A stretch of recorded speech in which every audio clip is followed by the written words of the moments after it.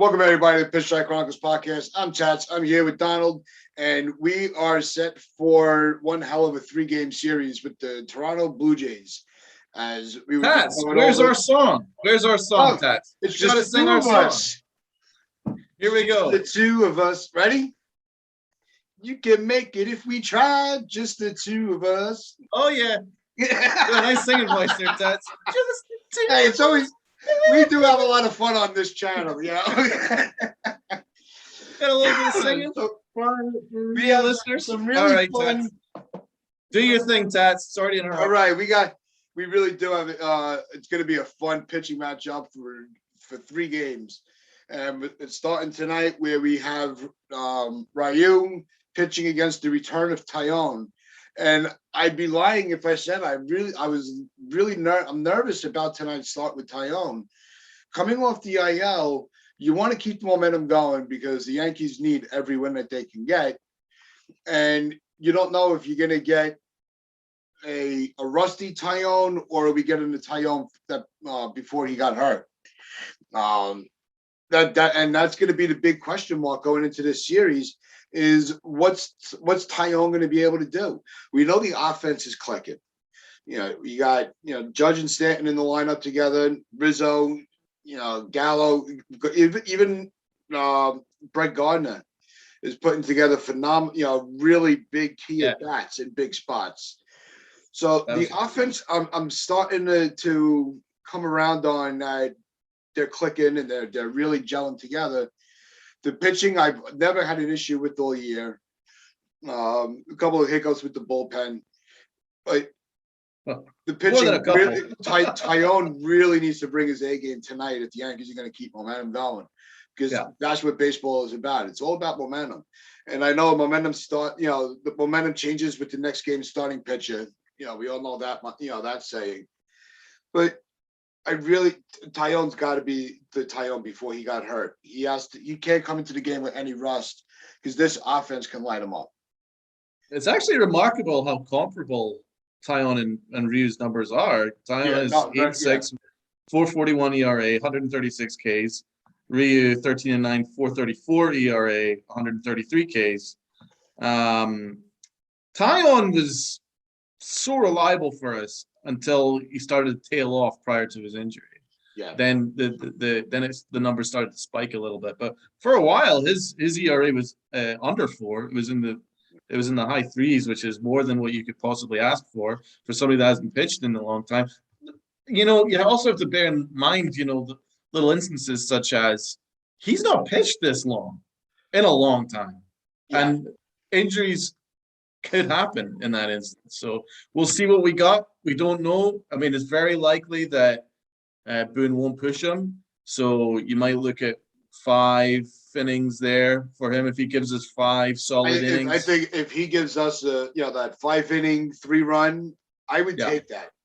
Because we also have to take into consideration with Taillon's numbers that he had a very rocky start to the season, and his ERA and everything was very inflated because he was shaking off the rust of not pitching for so long.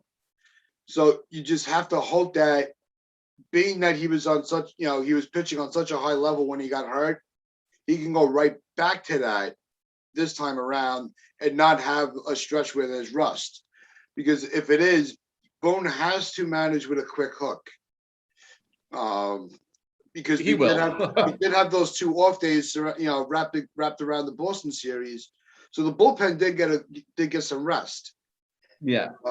He stretched a couple of, they stretched a couple of guys for 2 innings at a time. I mean, they should have done it with Holmes, but that's besides the point. So you do have a lot of rested arms, and it should bode in our favor having the bullpen over Toronto. But Toronto's pitching is not terrible. They're not stealing the spotlight in baseball news. Because Ryu is going to be a difficult matchup, man. Like, for instance, his record. Ryu is very tough on the Yankees. His record's very good against the Yankees. 3-2 record with 3.88 ERA and 41 strikeouts in 8 appearances. But then, he also had that appearance on the 6th of September where he pitched that shutout 8-0 win over the Yankees at Yankee Stadium. So, we always tend to struggle against lefties. That's, it tends to be that way. He's not going to be easy to match up with. It's a difficult. You know what? All week, the series is going to be difficult. This is going to be a very difficult series. I think this is going to be a more of a challenging series than the Boston series, for the fact of the starting pitching matchups. I think we're in for. I don't want to say it's going to be more exciting than the Boston series, because the Boston series we kind of saw the rivalry reignited. Yeah, and that always stands on its own. That's got its own plateau when it comes to Yankees, Red Sox. But the Boston team this year has given us a lot. They've been a pain in our ass, as a lot of the AL East was a pain in our ass this year. They have, but I would actually hazard a guess and say that I think Toronto is a more difficult matchup for us. Yeah, like matchup to matchup, they can match our power with Vlad. Vlad's having an MVP year. He could hit us hard. He always tends to do so. Then they've also got 3 excellent starters with Barrios, Robbie Ray, who's probably going to win the Cy Young, and Ryu. So they've got the starting pitching. They've got the power. I think it was, obviously going to Fenway and sweeping is such a huge momentum changer. It's a game changer, and we can thank Stanton for that. Yeah. And obviously the illustrious series that is the Yankees Red Sox adds an extra level to it. But if you look at the matchups, I think Toronto are more difficult, and that's going to be a bigger test to us.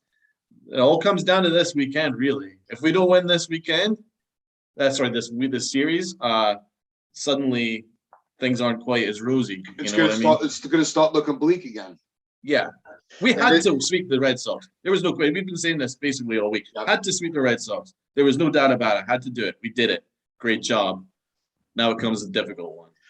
We had the Twitter poll on the PinstripeChronicles account, and it was like 75% of the votes were for taking 2 out of 3 against Boston. So a lot of people were optimistic that the Yankees were going to handle their business. One game might get away from them. And I think that they really need to have the same attitude going into this series with Toronto. That look, the one thing that's been missing in baseball, and especially with the American League, is when it comes to the Yankees and going, and other teams going for the American League pennant, it used to have that feeling that you had to go through the Yankees to get to that spot. The Yankees need to reestablish that dominance. And I think if they can really, the last 9 games, they're already 3 games into the last 9 with Boston, Toronto, and Tampa. If they can take, 7 out of the 9, I think that kind of reestablishes some, where you could say the Yankees are clicking right now, and we have to figure out how to get through them if we want to go far into the postseason. Do you think that's a fair statement? It is a fair statement, but that dominance has been lost. It's basically been starting to tail off. Under Aaron Boone, obviously, started pretty well with his season. Fair credit to him there. But then as his managerial career has continued, the Yankees have become less of a force. I think that's just a very fair statement. And it's not just him. It's obviously the way that Brian Cashman has constituted the team, and Hal being afraid to maybe spend over the luxury tax. There's obviously all kinds of different reasons for that, but we aren't the force that we are. I mean, I really don't like the fact that we're scraping and crawling just to get into the wild card spot with our team. Look at our team. Our team is absolutely insane. It's full of all-stars. Are you kidding me? And we're having to scrape our way through. But listen, obviously, one series at a time, one game at a time. We'll talk about our dominance and our place and our rightful place at the top of the AL East another time. But at the moment, it's all hands on deck. We got to win each series, each game as it is. But what you're saying is not incorrect. You're quite right. Thank you. So, you're not used to compliments on this show. No, I'm really not. I thought I'd give you one. I'm a little speechless. I'm a little teary-eyed. So it's a special day, Tats. It's a special day. It really is. Without Evan there to rip you, you got a nice guy here today. It's not even my birthday. It's your birthday, Tats. You guys were mean to me yesterday, so I thought I'd be nice today. How do we?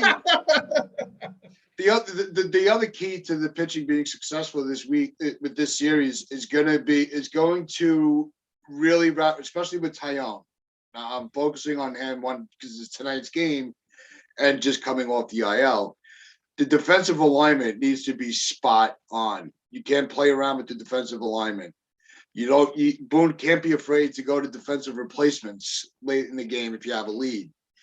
I think they really have to construct the defensive alignment perfectly. And I think that with Gleyber really coming into his own now that he's back at second base, you need to have LeMahieu, Urshela, Torres, and Rizzo on the infield, and then have Gallo, Stanton, and Judge in the outfield. That's got to be your alignment. You think so? I think Gardner probably in center field. I like Gardner. I don't want Luke Voit playing. Luke Voit would be your DH. Yeah, so I don't want that. I think Brett Gardner's more.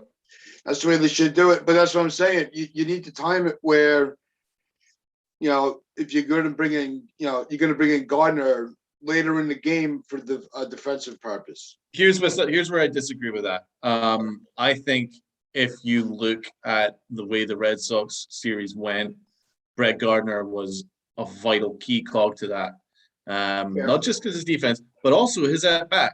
That grand slam that won us the ball game doesn't happen with Brett Gardner's at bat. Well, Luke Voit in that situation would not draw a walk in that situation. He strikes out and he probably gesticulates around and then sits on the bench and complains, and then that's the ball game, and the Yankees lose, and the Yankees aren't in this situation. So Brett Gardner comes in, draws a fantastic walk, and he just has that kind of. He offers something different that to the lineup, which if you just lined up a whole bunch of power and strikeout guys, like adding Voit along with Stanton and Sanchez and blah blah blah blah blah. It's too one-dimensional. At least with Brett Gardner, I know he's older now, but he draws those walks, he works the pitchers, and he also makes contact. And just those little things, the intangibles, and also he's kind of like a semi-team captain, So I think it helps. I think it's helped the locker room, him playing more.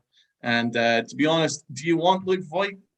Kind of, he's been a negative since coming back because he's carrying his own issues. He's carrying his own issues that, I'm not starting. I've offered so much to this team. Why am I not starting? And every time he's kind of played, especially on the field, he looks terrible. So I want him far away from it. Brett Gardner's more than earned his right. Put him in center, and we roll with it till we sort out this issue next year. So then you're saying it's safer to ride the wave with Gardner in the outfield and Stanton playing the DH role over Voit. Probably, although I prefer Stanton in the outfield. I like Stanton in right field. I love him in right field. I do too. I just don't really want Luke Voit playing. So I think Brett Gardner's more than earned that right now. I think if Voigt's not the DH, then that would be where Stanton would play. That seems to be how they've been going. Yeah, I think we can address it in the offseason. Yeah, if Stanton's in the outfield, then Voit becomes the DH. Yeah. Do you want Luke Voit playing? I don't. No. So I think Brett Gardner was an important part to the series, and he's been kind of an important part to our resurgence. He's actually been very good post All-Star break. He was terrible before the All-Star break. He was unplayable. But that was since also then, he's been great. He had no consistency playing. Correct. The same thing with Stanton. Stanton didn't turn it around during in the season. He didn't start catching fire until he was playing every day. Once they started playing him in the outfield is when Stanton started to light it up because he was going into the batter's box loose, not just sitting there just waiting. No. So and it's difficult. It's difficult because obviously Stanton's a better player when he's in the outfield, and he's also a very good outfielder. And obviously we've been arguing this as a podcast all year that he should be playing the outfield. But I just think it's more of a nod to what Brett offers the team that no one else really can and is trusted to do so. Do you know who else can make contact the way consistently that Brett Gardner can? So I think that he's kind of useful to have right now. But it does need to be addressed in the offseason. Gardner as a DH. What? What if they use Gardner as a DH? Well, because he's a Gold Club caliber outfielder. He's not got a great arm, but he's got tremendous range. He's got excellent range in the outfield. Well, he does run down. He could run down a lot of balls that everything. Yeah. So Gardner. All right, let's focus on Gardner a little bit. Gardner is one of those players that, like you said, he's a semi-captain. Yeah. But Gardner has that veteran presence where he's not that veteran superstar, but Gardner is able to read the game very well. Gardner is I would have to say he was a very good chess player because he almost can predict, 3 moves ahead of what the opposition is going to do, and he can capitalize on that one mistake. And you see it all the time in his at-bats. He battles. He either leads the majors or he's among the league leaders. Certainly, he was league leader the last time I checked in pitches seen for a bat, right? So that says it all. He's done that through most of his career. He's been like that. He never takes that bat off. He never does, and he's all team. And right now, what we need is chemistry. What we need is fighting spirit. He provides that. I don't really want me first guys right now. As I say, it's nothing to do with individuals' stats or anything like that. It's all about the Yankees, all about trying to get the postseason. Who do you want up there? You want your leaders. So I think Brett Gardner. Yeah, and it's like we said on the show a few weeks ago when Gardner started to catch a little fire. He sees the light at the end of the tunnel in his career, and he's going to go out fighting and just battling to go out on top. So I think this is going to be his last year. I don't think he's coming back. He's not coming back. Well, that's what we were talking about. We know this is probably going to be, it's looking like his last year. I can't see them bringing him back. And he's going to want to go out on his, if he's able to have his first season, I believe it was 2009, they had the World Series. I think it would be a nice wrap on, nice bow on his career to finish with another World Series. We don't know, it's hard to say who's going to go that far into the postseason. Well, yeah, I mean, you're jumping 100 steps. It's just getting to the postseason right now. Yeah, but it would be but he wants to put that bow on his career. I think that's his motivation. Well, 100%. But yeah, I don't want to talk about World Series. We're not even in that conversation right now. It's just about making the postseason, which is remarkable in itself because prior to the Red Sox series, we had a below 50% chance of making the actual wild card game. Well, so. I made the statement that I had no expectations for the last week of the year. I didn't think I had the hope that they would pull it off, but I didn't have the expectation. How could you have the expectation? This team has been so stupid. I like I said, you can only be picked up and dropped on your head so many times before you say, "Don't pick me up anymore." So I'm afraid that's what has me a little reserved about Taillon's start tonight. This, because sometimes one loss can stay with you for days. Yeah. And if Taillon gets lit up, that's why Boone has to have that quick hook. You can't let the game get away from you too early. I mean, the Yankees have had 100 false starts this year. Yeah. And they've been kicked in the face and punched in the gut as Aaron Boone loves to say, oh, we've been punched in the gut. We've been punched in the gut more times than you could ever believe. So there is the fact that the Yankees continue to keep coming back is pretty impressive, because a lot of lesser teams would have just given up, especially with kind of the gut punches that we've taken. Yeah. But with all the false dawns, it's hard to get back on board. But I'll tell you what I do genuinely believe is I think Stanton's series has changed the trajectory of the Yankees season. I do genuinely believe that. I think it's lit a fire in the team that wasn't seen before, and he's now put himself back amongst the fan base's favor, which is good. So there's a bit of momentum, and I think the Yankees might be able to carry that. I do have a feeling now about that. Yeah, no, that's right. Yeah, the momentum is on our side. Yeah, and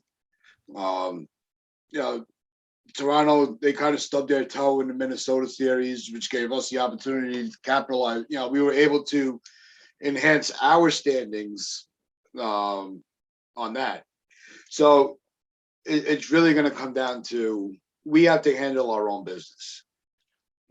Boston's got to, they're going to be going into a series with Baltimore, I believe, is their next series, and it's also their last series. Right. Okay. So if we can stay above water these next 3 games with Boston playing Baltimore, it kind of takes the pressure off of where the standings will leave us for the Tampa series. Okay, so let's look at the series that we got here, right? The 3 games. So Taillon Ryu, Cole Berrios. I mean, that's a tough matchup. Berrios is a very good pitcher. Obviously, Garrett Cole is phenomenal. Then the last one is even more difficult. Corey Kluber, who we never know what kind of Kluber is going to turn up, and Robbie Ray, who's probably winning the Cy Young. Of those 3, which ones are you confident in, considering how good Ryu's record is against us? I would say the Cole start I have the most confidence in. Yeah. So are you saying that there's a chance we lose 2 out of 3? No, I still think we'll win 2 out of 3. Okay. All right. Ryu has very good numbers against us. So tonight, and with Taillon coming off the IL, I think this is going to be the loss is coming tonight. But I think really, I think it's going to be like a 1-run game. That's my guess. I think the pitchers are going to hold their own, but there's just not going to. I'm not expecting a lot of offense tonight. I just think Taillon's he's going to have a very high pitch count. And with Cole going tomorrow, Boone will have the confidence to use some of his bullpen guys early. So that's, and like I said, this is just one idiot's prediction, Well, that's a good prediction, but there's a few drawbacks. So do we really want Aaron Boone to start managing early in the game? Because whenever he does, things tend to go south. So the more he manages, the less chance the Yankees have of winning. Another thing that we also have to bear in mind is the Yankees are so strange because they make terrible pitchers with like a 5 ERA or a 15 ERA look like, Sandy Koufax. But then when we face really good Cy Young caliber pitchers, we do pretty well. We hit them pretty well because we've got a really good approach, because we draw walks and get them out of the game early, which is always a philosophy that we've kind of followed for a long time. So you can't really predict this series. I cannot predict it. I don't know.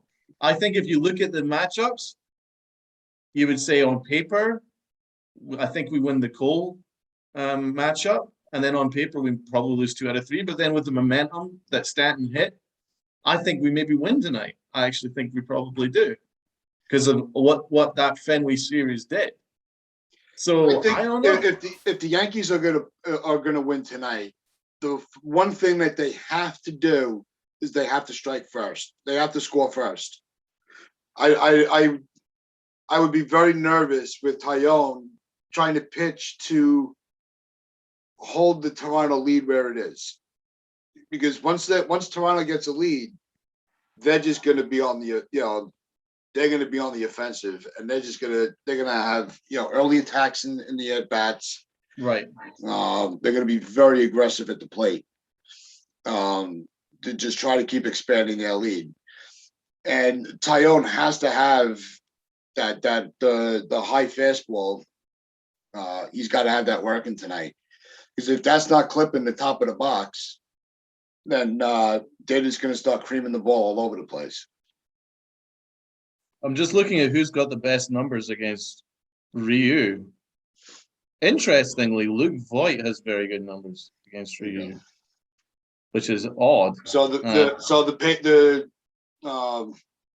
Rizzo bats great against Ryu. So the machine's going to have Voigt in the lineup tonight.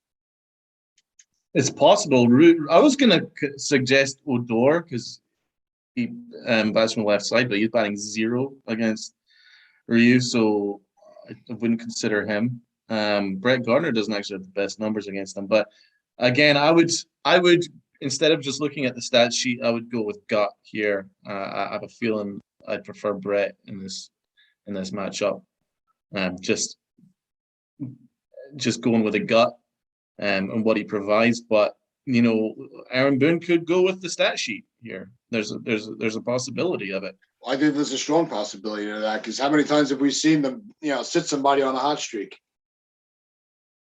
That's it. Rizzo's got the best numbers, and Gary Sanchez hits them very well. 3 home runs and 4 RBIs and 12 at bats versus Ryu and a .330 batting average. What's good about that with Taillon pitching against Ryu is we know that Sanchez is going to be behind the plate tonight, because with Cole and Kluber, we're getting Higashioka. 1,000%. So, I think if the two of them could play can piggyback each other like they did the last 2 games, you always have Gary off the bench in the Cole and Kluber games. Well, he helped the last time he came off the bench. It worked. If it worked once, it could work twice. Yeah. But I think having Gary behind the plate tonight against Ryu, like you said, if his numbers are that good, that really gives the edge to the Yankees. Have you come down from that weekend that we had? I mean, that was a crazy weekend with the Yankees Sox, man. That was crazy. That Sunday game, I'm still thinking about that. I'm still on a high about that. Yeah, me too. I've not gotten that excited about the Yankees in a long time, because I hate what the Yankees have become. But I'll tell you what, that was a throwback series. That was a series from the good old days when the Yankees Sox used to go on for 4 or 5 hours, and every inning was crazy, and you can't predict anything, and there was a real intensity in the air between the fans. You know what I mean? And it was kind of special. And tell you what, I've never heard so many Yankee fans at Fenway as when Stanton hit that grand slam. It was loud. It was fun. And then he hit that other one on Sunday, which was just wild. No, Stanton had more runs than the Red Sox did altogether. Stanton 10, Boston 9, right? Yep. He was just on fire. They couldn't do anything to him. It was so definitely a throwback series. Absolutely. Stanton won Player of the Week. AL Player of the Week. 13 RBIs, and listen to this OPS. 1.44 OPS in 6 games. I think they said in the month of September so far, Stanton's got 18 home runs. That's what about 1.44 OPS? That is outrageous. That's like beyond bananas. I mean, we're talking like Ruthian it's like a video stuff. game number. Yeah, it's Ruthian stuff. I mean, he hits like He-Man. Dude's like He-Man when he hits the ball. Like, what's funny is some of his hardest hits, it almost looks like it's a check swing. Sometimes, yeah, often. He's so powerful that he could maybe slightly mistime a pitch and it still goes 500 feet. Yeah. And then when he times it correctly, it's in orbit and it's still not landed yet, like those two against Boston there at the end of the weekend. And I'm still waiting for it to fly over the Atlantic. It's still traveling. I'm excited for catching it. No. what do you think the biggest key with the catching is tonight? Is it the more of the defensive or the offensive is going to be the biggest impact with Gary? Well, it's obvious. It's obvious. It's offense, man. He's not there for defense. Just keep the balls in front of him is what we ask, which he struggles to do. Don't do anything too boneheaded, which is kind of what we're asking him to do, which is again difficult for him. But offensively, he provides what he provides, which occasionally he can run into something and make it look special. So that's what we got with him. That's not going to change. Yes, he's got an incredible arm, one of the best arms I've seen from a catcher. It's insane how good he is at throwing guys out. But the rest of his game is totally an F. But offensively, he can do something special when he times it right. When he catches up with that fastball, he can make some special things happen. So that's offense. That's not even a question on that. Yeah. No, I just think he's got. I'm going to agree 100% with you. He's got to keep the ball in front of him. That's it. That's the big issue. Don't let the go. But then I don't remember Toronto being an overly aggressive team on the base paths. There's so much power. You know what I mean? That's what it is. They kind of adapted some of the Yankee philosophy. Yeah, that's why it's such a difficult matchup with us, because they can match us power for power. It's like we have the big bats coming up. Don't make outs on the bases type of mentality. If you're looking at the majors about which teams could match us up power-wise, you think the Dodgers, yes, and I'd say the Blue Jays. Blue Jays definitely for sure. We said it the whole season that their offense wasn't going to be their problem. It was their pitching. It was the pitching. And even when we had the Blue Jays dad on, he said the same thing. He's like, I'm real. He was very happy with the way the lineup, the roster was constructed, but he would have hoped for better pitching. Yeah. And his analysis of the season for Toronto has been spot on the whole time. And let's not give him too much credit. We've all kind of said that, to be honest. Don't be plugging another guy's podcast. No, he's right. But yeah, we all kind of said it all along. It was all about pitching. They got their pitching. They got Barrios. It was a really good pickup.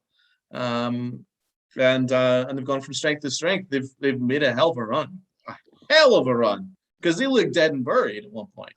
And then they've gone an incredible run. So, credit to them. They're a tough team, really tough team. And I love Vlad Guerrero, love Simeon. I love a lot of their players. It was a tremendous team. No, Vlad, I'm a big Guerrero fan. I don't usually root for other players in the division. There are obviously, we all have players around the game that we really just are drawn to. Are we going to do another Whit Merrifield? We're going to do another Whit Merrifield shout out for Evan's sake when he watches later? Definitely, yeah.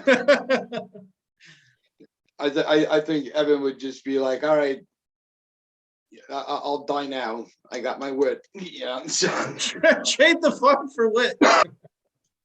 But no, Guerrero is just he's so, you know what? Because I remember when his father played, they're so alike. They're very similar in their game, and it's kind of like you're in a time machine. You're getting to see Senior when he was younger again. So that's why I'm very drawn to Vlad Jr. as a player. So my question of the day for you, Tats, is if there was a player, any player in the majors that you can handpick to play for the Yankees that doesn't play for the Yankees right now, who would it be? I'd have to say Vlad. I would take him on my team, no problem. Other than him, I would have to say Tatis. Okay. I mean, obviously, we're the blatantly obvious podcast right here. Yeah. Because that's the most exciting players in the majors. Well, why not? Mookie Betts, just to continue but that's what New York is about. It's the high energy, you don't even, ball player that is known throughout the game, and even beyond the game. The players that are talked about, at dinner tables. Yeah. For sure. No, I would have Mookie Betts. I would love Mookie Betts. That's a good. Really, there's so many players you can't go wrong with. But I do agree with Tatis. I think Tatis would be unbelievable. I think Tatis he's got the right personality. I think Tatis in our infield. Yeah, he's got the right personality, and he's so much fun. And he's one of those guys that is going to be the face of baseball like for the next 10 years for sure. What the hell happened to the Padres? I was like, I can't figure 100%. It out. They don't even have to worry, and they're making the playoffs. They're probably going to be, in a championship game. Where are they? They just been knocked out of contention. You know what happened? San Francisco happened because nobody expected that from San Francisco. Nobody. 100%. I'm in awe because if you look at that Padres team, it's like, oh baby, I want all that shit. Yeah, give me all that. They were primed and ready to go, and they just don't have the pitching. They just didn't have any pitching, and it killed them. Didn't have any pitching, it killed them. But I'm just amazed because even still, they should have walked into the playoffs. Yeah, I think they're gonna have another big off season. I think now that they got their offense in order, I think this season now is going to be when they put their pitching together. Hey, maybe they want Aaron Boone. Maybe they want a California guy that can blow some bubbles. I would say you like Aaron Boone offense? I'll give him to you. Anything free of charge. Free. We'll even pay for the flight. Pay for the flight. I'll pay for all his flights. I'll pay for every one of his flights for the next 10 years. If you could just please take him off us, please. I would drive him state by state, buying him special gum from every area that we go to. Exactly, and I would save so much money, just in Pepto-Bismol, just so I don't have to have Aaron Boone managing this franchise that I love so much that he's absolutely destroyed from the inside. I had to get an Aaron Boone brand in there. I had to. It just had to happen. This isn't the Pinstripe Chronicles without a little bit of an Aaron Boone rep. No, absolutely not. Mr. Boonhead, Mr. Boonheaded Mistakes, Mr. Bubble Boy. I love Mr. Bubble Boy. Bubble Boy, yeah. Captain Bubbles, Captain Bubblegum. I mean, he almost single-handedly managed to lose us that series against Boston. Yet Stan was like, no, bro. I'm Batman. My watch. Exactly. I'm Batman. Says Giancarlo when he comes in and wins the series for us himself. All right, and then to drop you the history for today. I thought this was a fun one. In 1947, in the final game of the season, the Yankees hosted their first Old Timers Day to pay tribute to an ailing Babe Ruth. Oh, what year was that? Sorry, 1947. 47. When everything was in black and white. Yep. What was it like back then, Tats? Everything was in black and white. Nobody saw in color back then. What kind of car did you drive back in 47? I'm sure you were still fishing back then. You were obviously still fishing. Yeah, I'm always fishing. Always. That's why it's the winter fishing's coming up, and I am so ready for it. Winter fishing? Yeah. Oh, okay. I'm on board with that. Although it's cold. It's cold on that. That'll be cold. To go on the Long Island Sound in the cold? It's cold. Never when the wind starts hitting, no, forget it. Yeah. So like you gotta bundle up. I bet.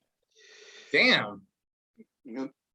It's not the same as going out when it's sunny and it's warm. No, it's different. It is, but it's still the same excitement.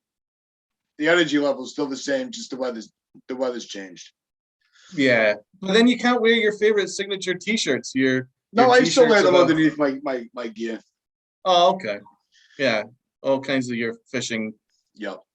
T-shirts and sexual innuendo T-shirts and stuff. The best part about it is my wife makes them for me, so it's not like I can get in trouble going, "Hey, hon, look what I bought," and she's like, "What are you doing?" Yeah, because you guys have like matching like husband-wife t-shirts, don't you? We do have matching shirts that we go fishing with. I actually thought you just found them in a store. I thought you went to like my some wife sort makes of. them. Oh, really? That's pretty cool. I thought you guys were like feeling really like Valentine's-y, and then went to a special store to find like husband-wife t-shirts. No, okay, so you made them. No, yeah, my wife's like, if I make us shirts, would you wear it? Of course I would. Yeah, she makes great shirts, and I'm like, all right, go for it. What does her t-shirt say? I'm with Tats. It says all my years of fishing, my husband is still my best catch. And then mine has where it says wife. That's nice. That's nice. Yeah. It's a little salty, but it's nice. Yeah. And then we have other ones where if we're not standing next to each other, it doesn't, because it'll read if we're standing side by side. Nothing makes sense. Nothing makes sense when we're apart. So when we walk away, we only have half the saying. We need like some music in the background, like Celine Dion or something like that.